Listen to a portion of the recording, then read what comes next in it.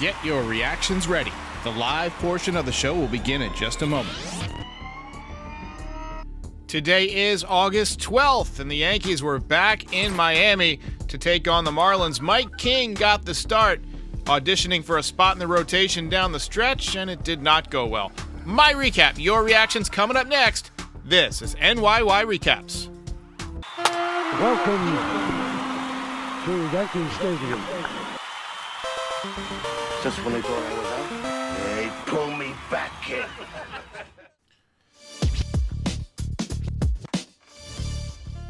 How's it going, everybody? I just dropped in to see what condition your condition was in. I think we are way past the point now where we can be ticked off or surprised when the Yankees get shut down offensively. But when you run up against a pitcher like Sandy Alcantara and he's on his game, I mean, no team in the major leagues, I don't think, would have had a chance today. That was as filthy as you're going to see from a major league pitcher.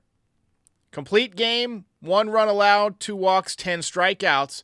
This is a guy who won the Cy Young Award last year, and he was in Cy Young form.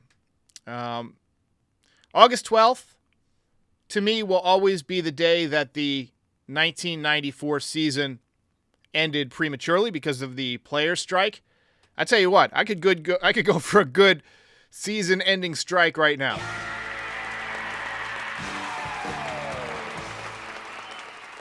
Lately, and I think today, more so than even those games against the White Sox, I just feel like the Yankees season both culminated and ended the minute that Aaron Judge ran through that wall in L.A. I mean, that was such an amazing play. It was epic.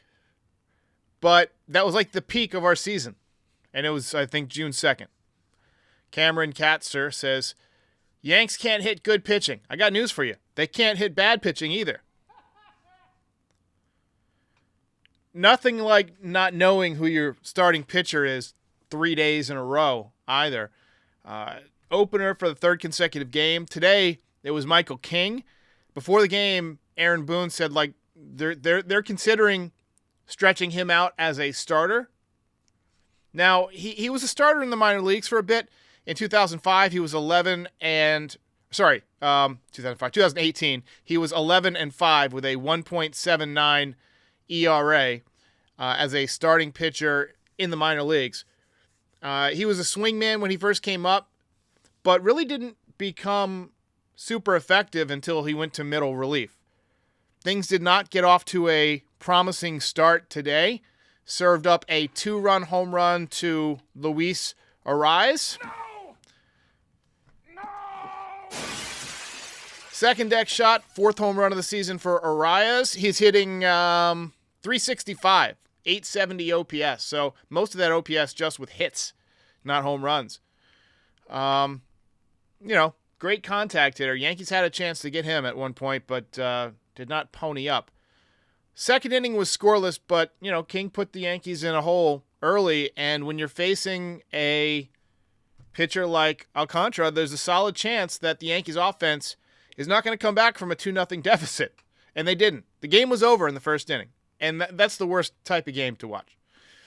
Aaron Judge made a nice running catch in the 3rd inning, best we've seen him run since he got hurt. Marlins got another run off of Johnny Brito in the 4th, but Brito was pretty good today. Yankees offense just did nothing against Alcantara. I don't know how anybody ever hits that guy. 99 miles an hour with sink, good slider, good changeup, throwing strikes. Yankees make pretty much every pitcher except for Jordan Lyles look like Cy Young, but this guy actually won a Cy Young. And today, he shoved. He shoved. Finally broke through with a great piece of hitting by IKF in the 7th inning. Yankees got their only run. Brito, I thought, did a nice job today. 5 innings of 1-run ball. No one's going to remember this because the Yankees didn't hit. No walks, 6 strikeouts. I think at this point, they should just let him pitch. Just let him start games. Enough of this opener crap. Enough trying to overthink the room. You're out of it. Season's over. Let's get these guys some experience. There are still teams trying to win. You can benefit from playing your young guys now. I think on the 19th, you're going to see some guys get called up, service time stuff, definitely after September 1st. But you're going to probably see Everson Pereira.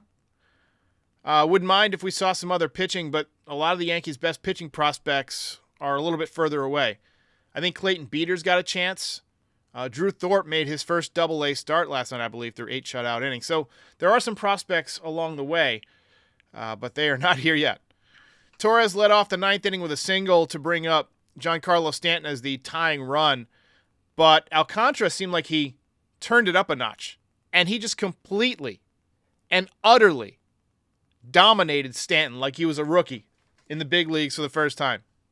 He looked like when Volpe was going through his tough stretches in May and just striking out every at-bat, getting completely dominated. That's what Stanton looked like in that at-bat. He had no chance. Next batter was McKinney. He actually got the barrel on the ball, drove it to the warning track in left field, but came up just short. Oh, there goes gravity. IKF bounced out, and the Marlins take Game 2. I'm a loser. Mission failed. We'll get him next time. Junior Caroma says the pitching was not good today. I think that's a little bit tough on Brito. You know, Brito only allowed 3 base runners in 5 innings, and Middleton threw a scoreless inning. So aside from King, the pitching was damn good. But King put us in a hole early. 4 hits and 2 runs in 2 innings. DG says, in it to win it. But what is it? How do you define it? What are we trying to win? The pitch count contest? You know what Boone is going to say after the game today? Look, we made him get his pitch count up. He threw 115 pitches. How many pitches did he throw? 116. So I was off by 1. He threw 116 pitches. We made his pitch count up. Now, we didn't win the game, but we made him throw a lot of pitches, baby. We made him throw a lot of pitches.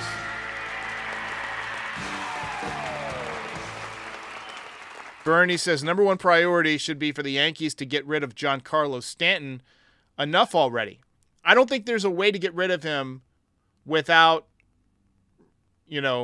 releasing him. Now, you might have to see Brian Cashman do something like the Mets did, where they eat a lot of the contract. And to be fair, he's got a no-trade clause, too.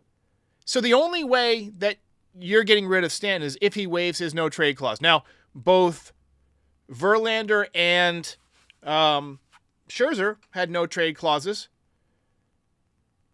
So, you can work around that. But I don't think anybody's going to take Stanton. I mean, he's as slow as dirt. His legs are done. He's hitting 208. He hit 211 last year. He's good for 2 months on the IL every year. He's in 206, sorry. 2 strikeouts today. I mean, he's the epitome of, baseball downfall. He's got 18 home runs in 248 at-bats, so the power's still there.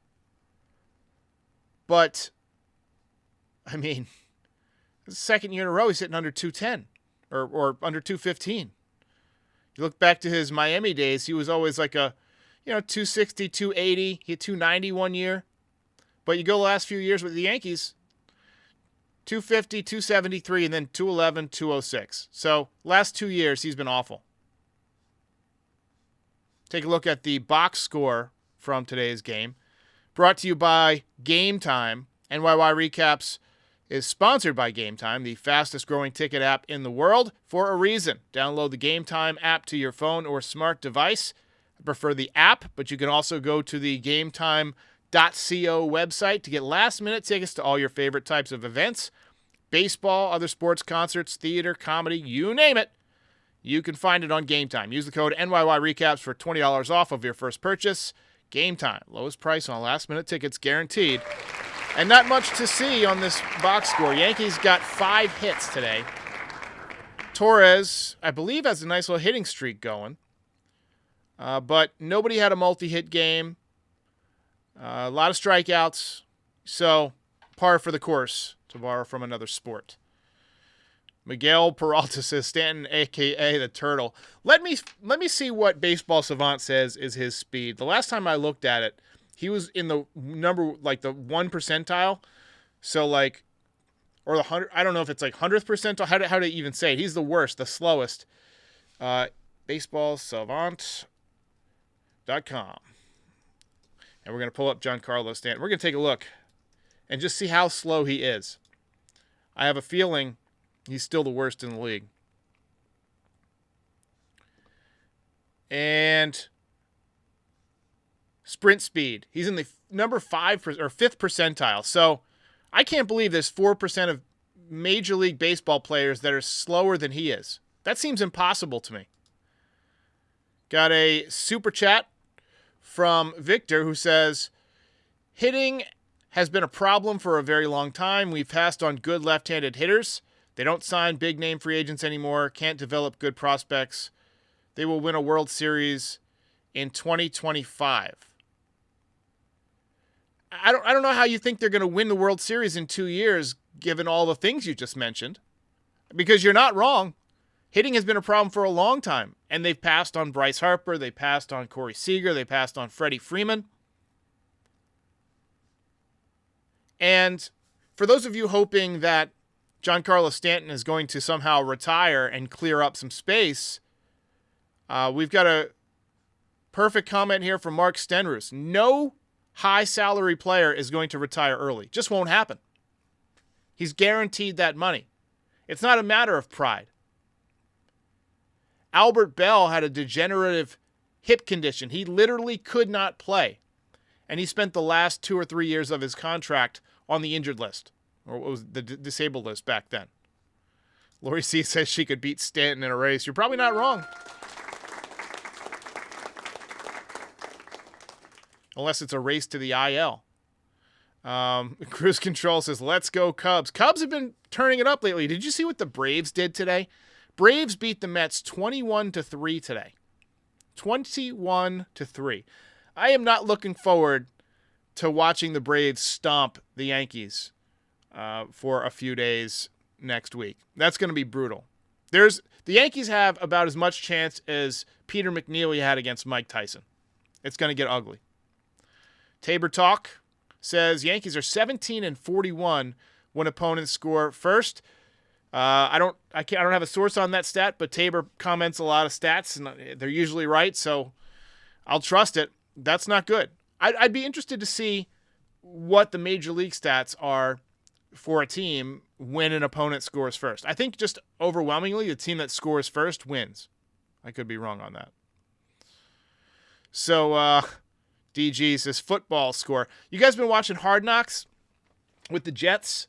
I know a lot of Yankees fans are Giants fans, but I'm sure there's some Jets fans in there. I just listened to the Francesca review of the first episode of Hard Knocks. I gotta agree completely that seems like an undue distraction. I mean, you got Aaron Rodgers, who is, the talk of the offseason. So you're already going to have a ton of scrutiny on the team, and now you got Hard Knocks hanging around. And Liv Schreiber, I didn't realize he was the narrator. His voice when he's narrating doesn't sound anything like his voice when he's just talking. But he does narrate 2 of my favorite documentary series ever. There's one called The Story of Us, and it's about the USA. It might be USA, The Story of Us, or America, The Story of Us. And there's one called Mankind, The Story of All of Us. And he narrates both of those. So he's got a great narration voice. Aiden says, we could have got Bryce Harper, but we got Stanton. Yeah, 2019 was always going to be the year that the Yankees were going to go for it. They were going to sign Harper and Machado. But instead, you got Stanton early, and that blocked you from those moves. Not only from a financial standpoint, because, under Hal Steinbrenner, it's more of a strict budget, but also, the way he's gotten injured so much, it locked up the DH position. He was a right fielder too. He wasn't a left fielder. The Yankees played him a little bit in left field when he came over, but you had Aaron Judge, a 6'7" right fielder who hit 50 home runs. How do you look at that winter's offseason needs and say, you know what we need? A 6'6" right fielder who hit 50 plus home runs. You already have that. You already have that. Get something else. Like A-Rod put it perfectly. Complementary players. That's what the Yankees should have done. They should have complimented Judge. Get some guys who can get on base in front of Judge in 2018. Now, Judge ended up having an injury that year, got hit by a pitch, broke his wrist. But then, 2019, it was wide open. You could have signed Harper and Machado, and arguably we wouldn't be in this mess. We'd probably be in first place. I don't know if Harper would have gotten injured. I mean, you never know. It's like the butterfly effect. You change one little thing and everything changes. You know, anything could have happened. But, you know, he might not have had that torn ligament. Different things could have broken our way. And Harper wanted to be a Yankee, and I'll never forgive Brian Cashman for that. He's also played first base this year. So, and he came back in record time from Tommy John surgery. So, you know, he's a gamer. Type of guy you want. Game over, man. Game We're going to wrap it up pretty quick tonight.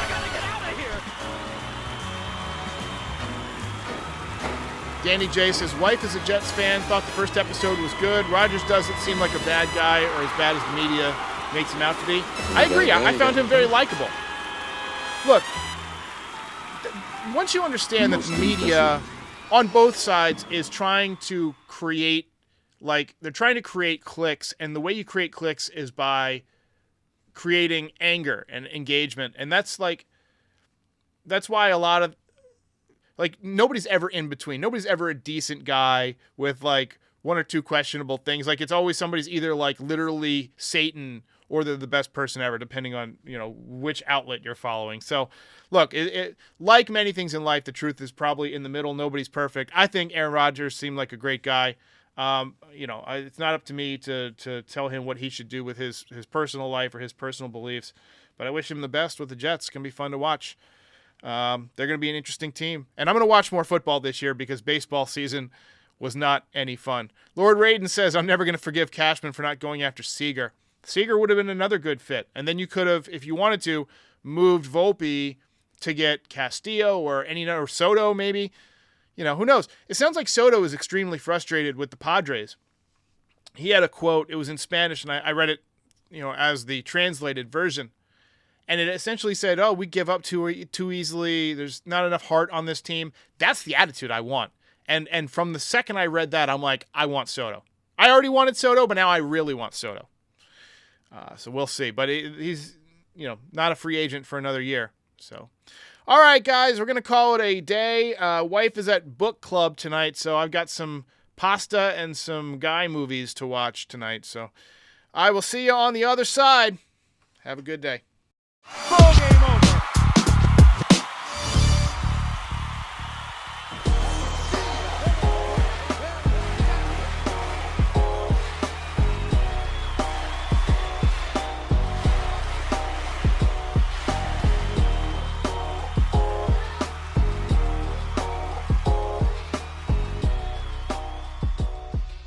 Most impressive.